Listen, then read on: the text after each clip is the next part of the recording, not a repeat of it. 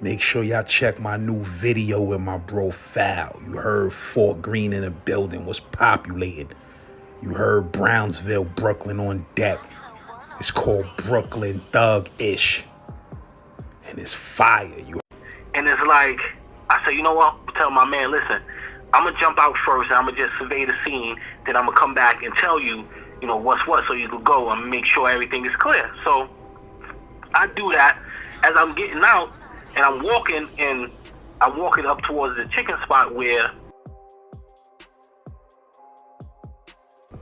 in the respect level, and I think the respect level in life, especially amongst the youth, is being lost a little bit, man, because of, like we talked about, the oppie situation and the music, and people just want to be enemies. There's no friendship, there's no bonds that can, solve a lot of situations. So the point and the highlight of the story is this, man. I would say around 2006, at the height of myself and my man Pistol, who's also in the story with me of our gangbanging career. He's from Sterling and Ralph and Howard. I'm from Park Place in Saratoga. So it's only less than a couple blocks away from each other, these particular areas. Now, my side of, the area is Ocean Hill, Brownsville, Saratoga Avenue, Prospect Plaza area. So on that side of town, we kind of share the neighborhood with Crips, in a sense. It was Crips on my side that I grew up with, born and raised with.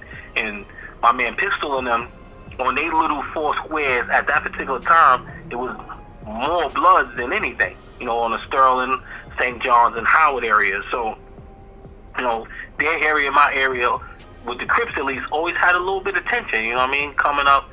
And it was a lot of bumps and bruises in the beginning of the gangbanging career. So, at this particular time, I've known Pistol for over fucking, 10 years at this time, since junior high school. He done did his bid, I done did my thing, and we done came back to the neighborhood together, and now we all back in the neighborhood together in our mid-20s. He running his set, I'm running my set, and we kind of somewhat share the neighborhood in a sense, myself and him.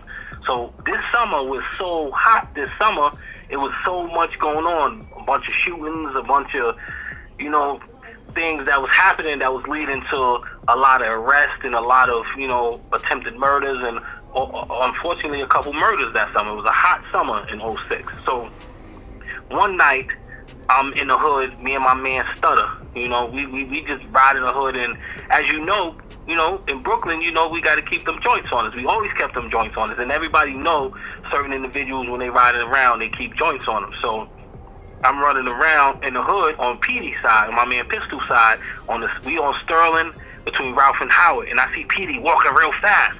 So I'm like, yo, and I jump out, yo, P, what's good, baby? He see me like, oh shit, yo, listen, these Crip niggas over here, they fronting, shit about to go down. So I'm like, there's really no question, because this is my man, so he already know what the time it is, so he give us the location and the description. So I said, all right, fuck that. So me and my man that I was with, he was a stone cold shooter at the time. He wound up, going left, whatever happened with that brother. So he was a stone cold shooter, so he ready to go. So we jumped back in the truck, and PD, said, yo, I'll meet you back around there. He tells me the location where this young man and him is at, a bunch of these dudes. So I get around to, where the location is, and it's like, I say, you know what? Tell my man, listen, I'm going to jump out first, and I'm going to just survey the scene, then I'm going to come back and tell you, what's what, so you can go and make sure everything is clear. So I do that. As I'm getting out, and I'm walking up towards the chicken spot where, this is on St. John's and Ralph at the time. I'm walking towards the chicken spot, and as I'm walking towards it, I start noticing a couple familiar faces, and I'm looking like, wait a minute. When I look in the door, and I just couldn't believe, like, nah, it can't be, man. So I just happened to get closer, and I'm like, damn, it's the Crip dudes that, that's like family to me, Because like I told you, we, on my side of town, we got a strong bond with the Crips over there. So this is an individual that's family to me, him and a couple other individuals. So at the time, color lines was kind of drawn in the neighborhood, and unbeknownst to the little Crip dude, he don't really know what's going on, but he had did some stuff on that side in his past, and he's in this, and he had did something to PD and peoples or whatever happened, and he's just over there, kind of what these young dudes say lacking. So I see him, I'm like, damn. So before I even, approach him, I go holler at my man Pistol on him, and he got his squad is already mounted up, everything is ready to go. So I holler at, the brother Pistol to the point I say, hey, listen, man, I need to talk to you. I pull him to the side. I say, listen, my brother, this is what I'm asking you. I didn't even say my brother. I said, listen, homie, I need a favor from you, man. I'm asking you for a pass. I went over there, and we was about to do what we was about to do, but that individual that y'all about to move on is family to me. And he was so enraged, he probably didn't click to him because he had seen us on the humble, so he just put us on point, and he knew at that time we might have had something on us before he could get to where he needed to get to, so he just put us on to the target before. So he's still enraged. He's not screaming, not yelling. He's looking like, what? You should. He's in a tight spot at this particular time. But I say, listen, all I'm asking, bro, is for a pass. From one brother to another. We got a lot of history together. I understand some of the things that happened and transpired between the two factions, but I'm just asking you for a pass at this time. So my brother Pistol just looked at me like, damn, man, I love you, man. You my man. I got a lot of love and respect for you. I'm going to give you this pass. I'm going to just tell your man, give him some instructions on how to move in the past, in the future.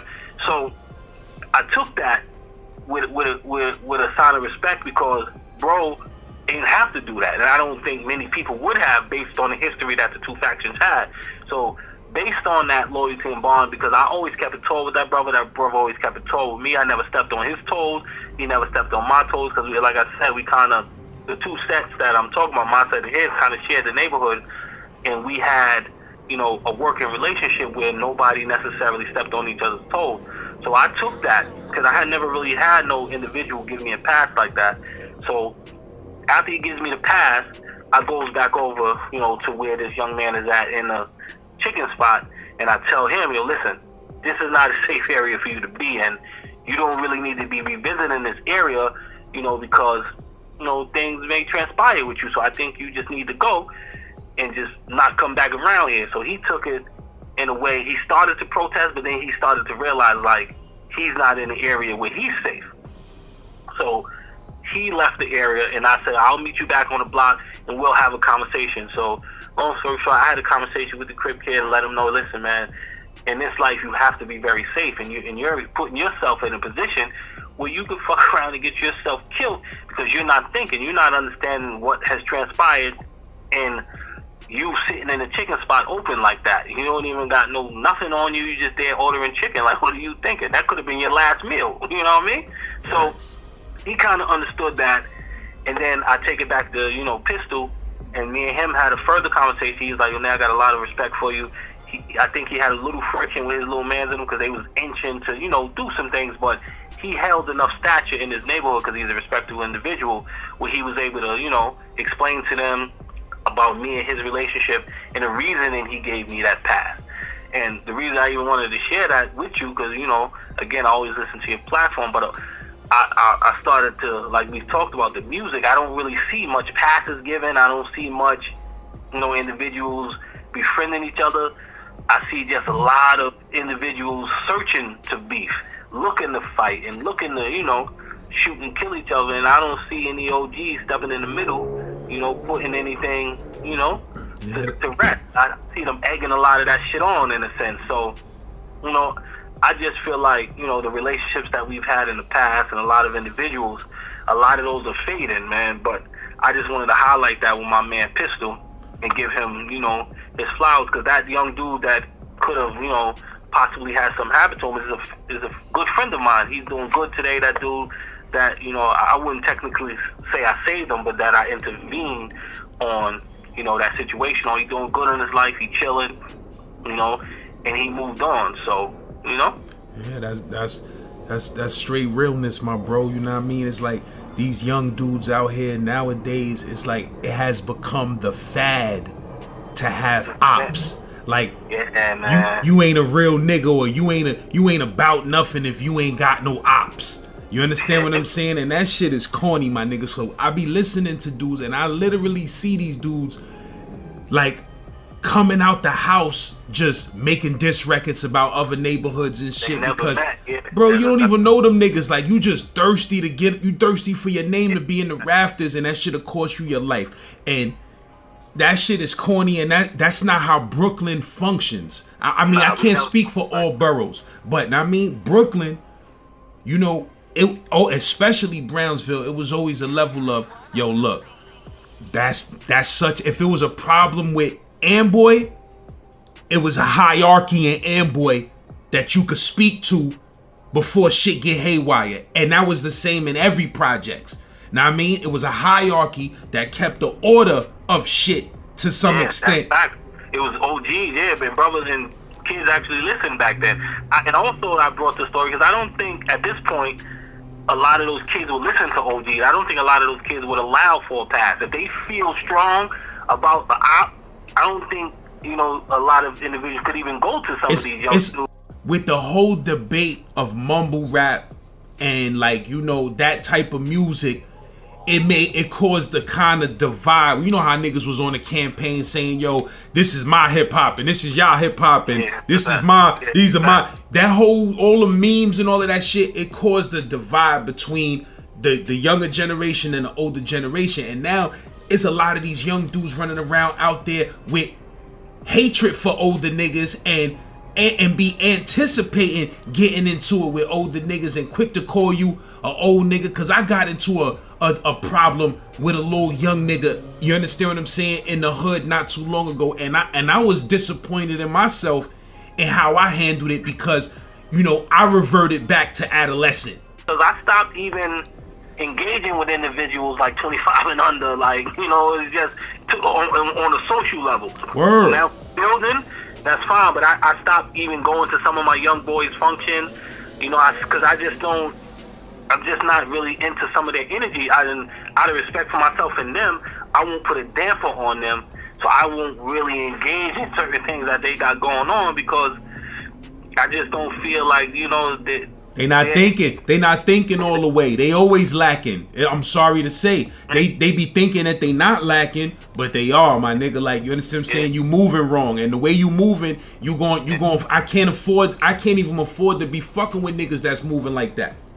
Yeah, that's true. So, like I said, my brother, like, I don't feel like I could actually have a conversation with a brother like that to call off anything that could have potentially started a war. In the midst of it, I felt respected enough to have, because that was about to turn into a situation that I might have been contributed to had I not done my surveillance of that neighborhood at that time and not got out and looked first and just was reckless and sent my bro out there on a kamikaze mission like some has done in life. Just go ahead, bro. As soon as you jump out, clear that whole chicken spot out. I was actually thinking at that point just to make sure nobody else around, and you know, with Allah's grace, nothing happened, but so many times things has happened, you know what I mean?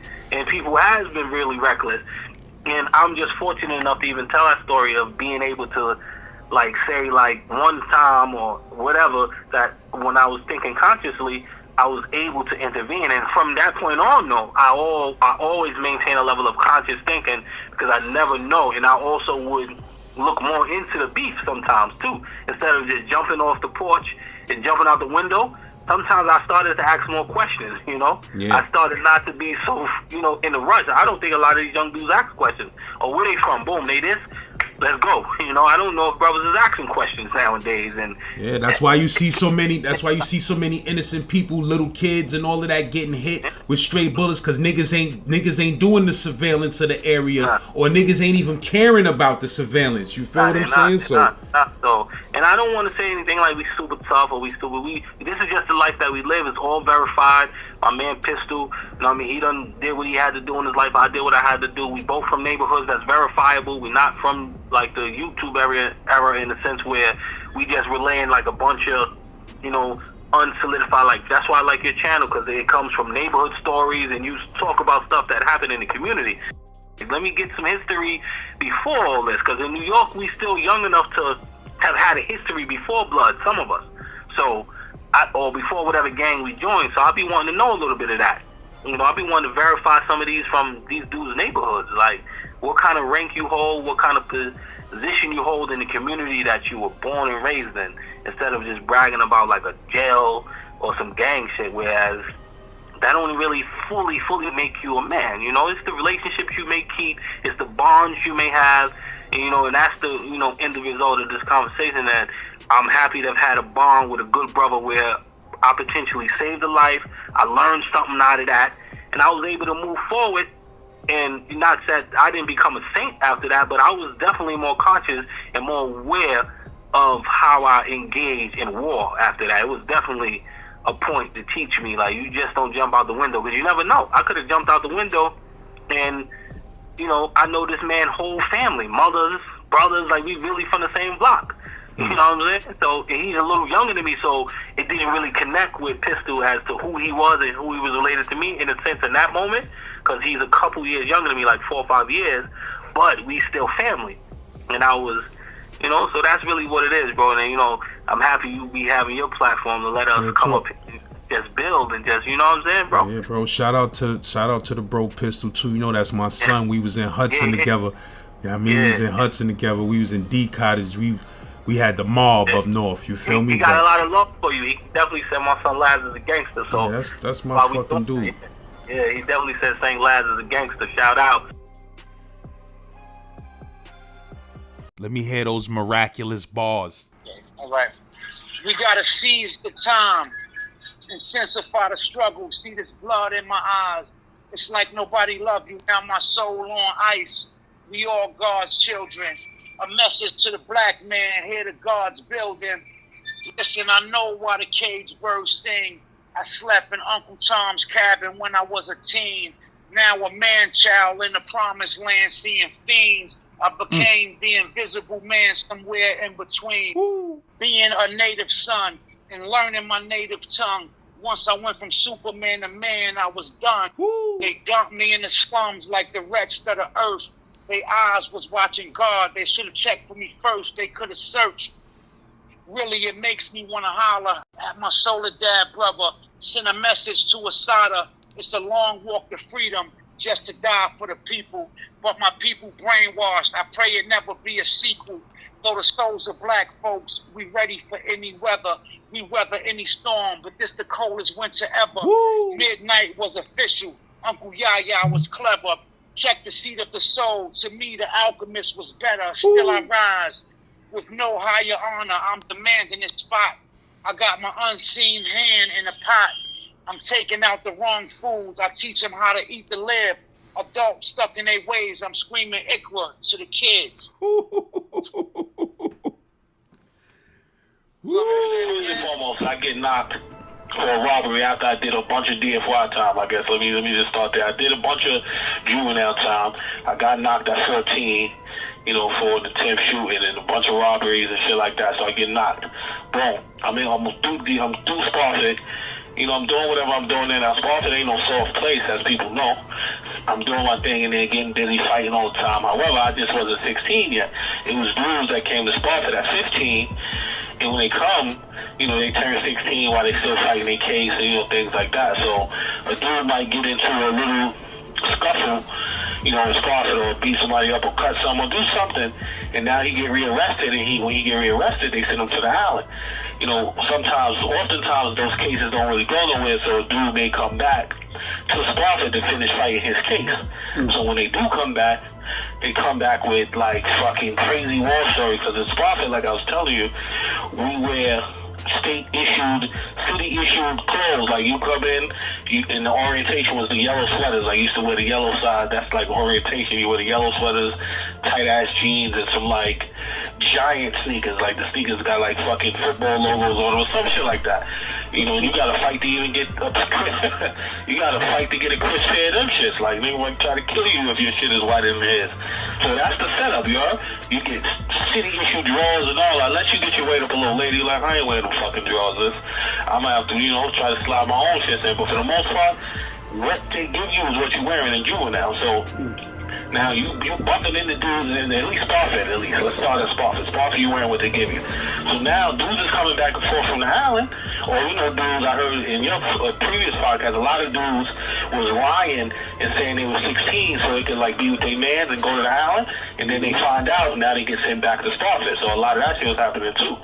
So you run into these dudes and they try to like fake shit on Starfish, like, oh, you tough here. If you was on the alley, you wouldn't be doing that. So naturally, as a black man, you know, a young man or urban Spanish or whoever, you want to feel like, fuck that, I can handle that shit. That's nothing, man. Like this, you know. So you start to get your ego crushed a bit because you putting on the Starfish, but you get another dude tell you, you don't do that on the island, and that shit wouldn't happen. And y'all niggas would be scared. So, you know, we was just chasing the island for like fucking all our lives for like. So now, as we're progressing throughout the juvenile system, we get to DFY, Harlem Valley. A lot of those dudes was catching, because a lot of those dudes was catching serious cases, but they was just young. So you go home on parole. You still got certain levels of parole as for juveniles in a sense, but you're still on it. And when you violate, they don't send you back to Starfit because you like 18, 17, or whatever at the time. You go to Rikers Island while you know, doing your parole hearing. But depending on the level of the violation, they send you back to juvenile. You know, so they send a lot of dudes like that. They was coming through from the island with these same fucking rough stuff. Like, oh, y'all niggas in DFY, y'all niggas fronting, y'all niggas will live like this on the island, niggas was down there blowing shit. I had mad shines on, I was doing my thing. So you looking like, damn, man, like, I want to do that. Like, what the fuck? Like, so I maxed out of my juvenile bid about 17, and I catch a robbery, you know, someone like 98 or something like that. I catch a robbery, you know, so I'm detained, and first time I heard that remand, it's like I was scared, but I wasn't, because I already been to jail before already through the juvenile shit. But then I'm like, damn, finally I'm going to the island. It's like, I at least want to see how this shit look, you know what I mean? But I'm going to tell you, as I got remanded and I'm not scared in the pens, I'm waiting to go on the bus. Now, the dudes is like much bigger than they was in DFY, so I'm starting to see like different levels. Like, damn, this dude is big as shit. Then this dude old as shit. Then this dude stink. Like, it was like bombs. It was like a crazy setup just even boarding that bus to Rikers Island. So I'm boarding this bus from Brooklyn Criminal Court. And when I'm getting on this bus, I'm shackled to this homeless type dude. Like, this dude smelling crazy, he looking crazy, and I'm just like, damn, this shit crazy right here. But they realized I was an adolescent, so they unshackled me from this dude and put me in them PC pens, because there was only 2 adolescents going to the alley. They put you in them little small pens, them little cages, you know, when there's mad adults on the bus and shit like that. So I never really understood the procedure at the time. So they put me in this other little Spanish kid. You know what I mean? At that time, they put me in this other little Spanish kid. I mean, me and him get to talking. I find out he's Lion King, and at this time, I'm blood. You know, so all through DFY, I was, you know, guard body, and then I transitioned to this blood thing. So things was different. So I had never really fully jailed as an adult or even an adolescent as a blood. I did it in juvenile, where I was able to brush my way through that whole shit just with knowing very minimal codes and all that. So I was just able to bluff my way through that. So I'm on the bus shackled to this little scary ass Lion King kid, and he asking mad questions, he nervous, and shit was just, you know, he fucked around and made me nervous. Like, all that shit I just told you I wasn't scared, like, he started making me nervous. Somebody heard dudes got cut from their back to their face, all kind of bug out shit. So now I'm starting to try to relive some of the stories that I was bumping into dudes, because a lot of my sons from BFI was coming back with these stories. I'm like, damn, they ain't tell me about no fucking 150 stitches and all this crazy shit, and niggas getting cut and raped and all kind of bug out shit. So this dude was getting me nervous a bit now, but I'm not showing it to him. I'm like, yo, stop acting like that, man. Why you ask so many fucking questions? So he's still fucking nervous. So we finally get to this bridge. I've never seen this fucking bridge in my life, but this bridge is so fucking long. It's like, damn, this shit is real. Like, I'm almost here. Like, damn, man. Like, this shit felt, it's just fucking, my stomach start feeling like I'm on a roller coaster now. So I'm going, they dropped a bunch of other dudes off to like C95, a bunch of other places, and they saved adolescents for last. So they took us, you know, when they took us to the C74, like we first come in, and you know when you first come to C74, you go to that first pin as soon as you come in. You go to that first pin, that first one. So I get there, and there's a bunch of dudes in that shit already. So it's like, once they uncover us, throw us up in that pin, in less than 2 minutes, some tall dude that was in there. He was a tall brown skin kid from Flatbush, because I wound up seeing him later. He was just like goofy acting. He was playing around. He was doing some goofy shit. Police was like, yo, stop acting like a fucking kid. Open hand slaps the shit out this kid. Bow. I said, oh shit, I had never experienced some shit like that, whereas in DFY, they kind of react differently. They're not even supposed to put their hands on you though, right? I don't know about back in the days. I don't know how, but was like back in the days in Sparford, them dudes wasn't even supposed to technically be able to put their hands on you, right?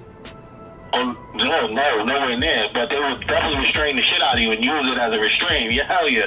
But I don't know if you ever heard about them famous DFY rug burns when you up north and they restrain you, jump on your back, act like they telling you to stop. And you'd be like, I'm done, I'm dead, and he's still telling you to stop, and they fucking claiming that they restraining you.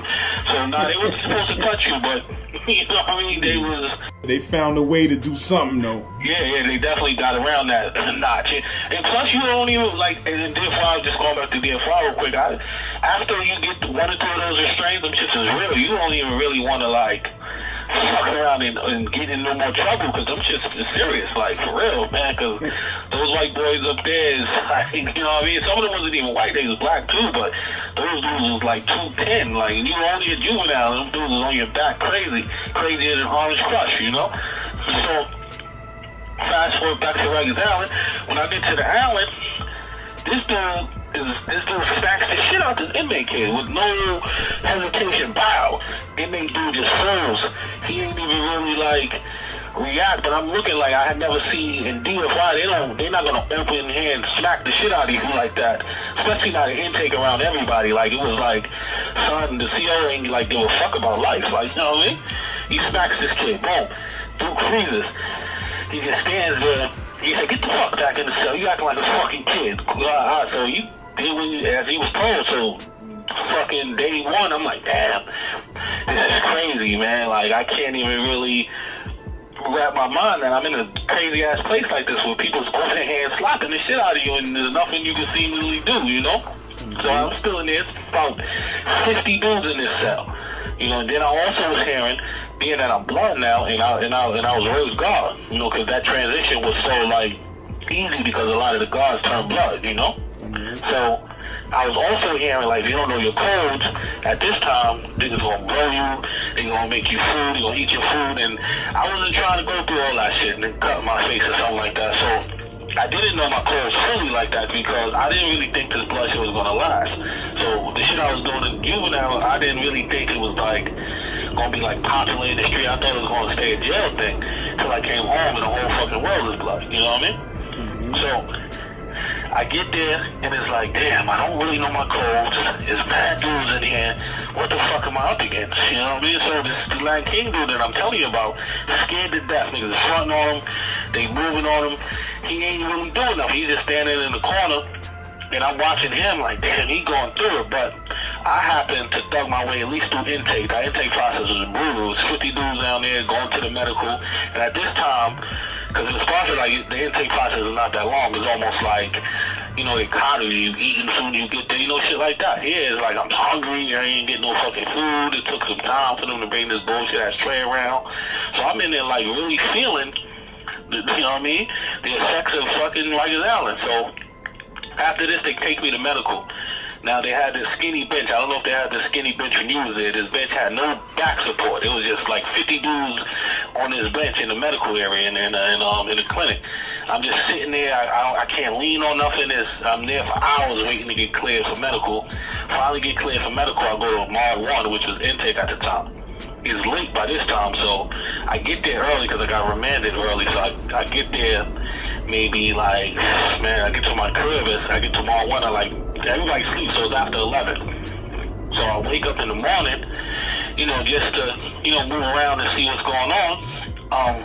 Me and the Lion King kid got to the same crib. So I go to the day room just to check things out, and I see some black dudes around, and all of a sudden, dudes like, yo, what's up, man? Where you from? Who are you? They asking me like 50 questions, where you from? And before I could even get a word out, I'm like, why you asking? But they smoked me out the crib. Boom, boom, boom, boom, boom. I was on I think the north side, and the other kid is on the south side. It's north and south, right? Yeah, it's north and south. So he on the south side. So they jump me before I even can get a question out. So day one, shit is going bad. I go to the other side, where the Lion King was on the other side. I go over there. Now this kid is a bunch of Spanish kids over there. This kid is smoking, he's drinking, he's on the phone, he got his chincletas on, no disrespect to the brothers. He is chilling over there. Like, you know what I'm saying? He didn't have to go through nothing. Now he in a position to help me out. He's like, yo, oh, that was you over there that got it on you? Listen, use the phone. My primos, now he's super Spanish. He's like, my primos, my brothers, they good. He done gave me some tang and all that shit. You know what I'm saying? So I'm cool with him for a second, you know, and they let me use the phone. And these dudes was Lion King of the Yetas at the time. So I'm using the phone. I call my people, you know, and I make contact.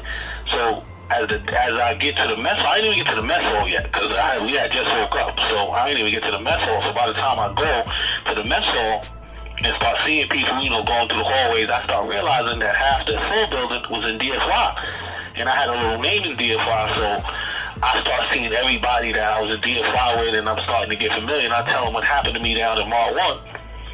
So my man Slice, you know, from Sumner, he sent word down. I went, and he sent word down in Boom Boom, and I wound up, you know, cleaning up that little situation and spanking two of the dudes that had jumped me.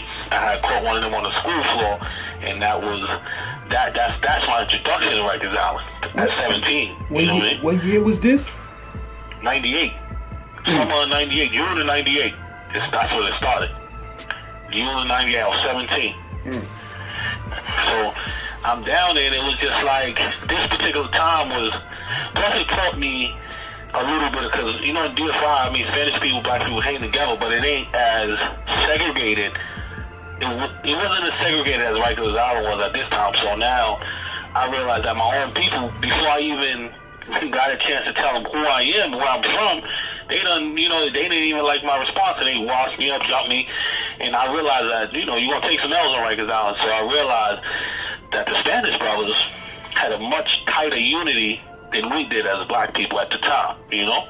Because they was, you know, whatever happened with this dude, he was already in. The Spanish dude I told you that he was cool, and he gave me a call, like I said. And I'm drinking Tang, and he gave me a couple of them sunshine cookies that they was giving out at the time.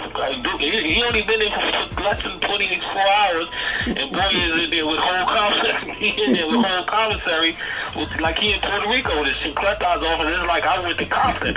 I went to the Ville. Like, as soon as I got in that motherfucker, they just washed me up. I didn't even get a word out, so it was like, this shit is totally different. That's why these dudes kept coming back to deal with DFI juvenile with a chip on their shoulder. They might have left that part out though, because I'm pretty sure a lot of them might have got smoked and all that. Yeah, you know how that go. But, yeah, they always leave that. They always seem to leave that part out.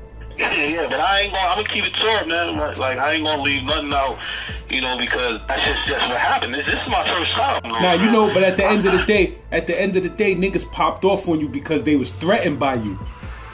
You understand what I'm saying? Niggas like, nah, we can't let this nigga come in this. He looking like a real nigga.